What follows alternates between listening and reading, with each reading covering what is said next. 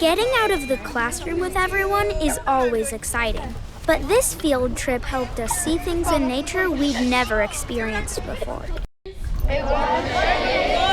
An area of land. Where water flows. And is stored. Our 5th grade class went to the William B. Pond Recreation Area on the American River. The trip is part of Sierra Nevada Journey's Hands in the River program.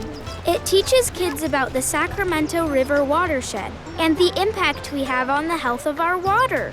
Although I've lived here all my life, I've never been to this park or actually down to the American River. Think about how would plants fit into our healthy watershed.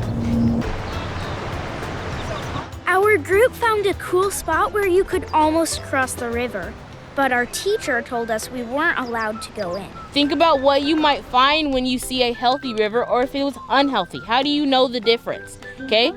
Try and think of at least 4 or 5 for each side.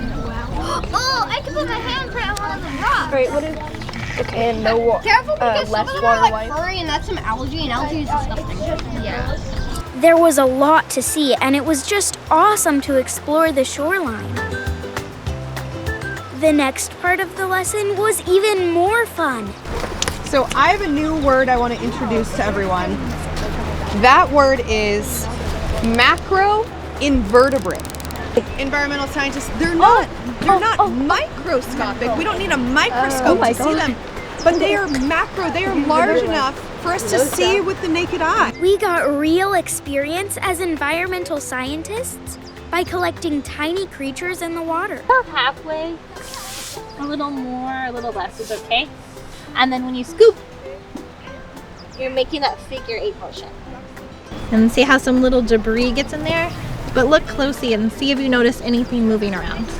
There are all sorts of macroinvertebrates in the river. Worms, bugs, spiders, larvae, snails. This little shrimp thing, and then there's a baby mosquito. Yeah. Down there somewhere. Whoa, look at how cool that is. Our last project was to observe what we found, draw scientific drawings of them, and figure out what we found using a key. Okay, I'm not done with it, and this is, of course, like a terrible dry erase marker, but how's this one? Better. These drawings helped us to be real scientists.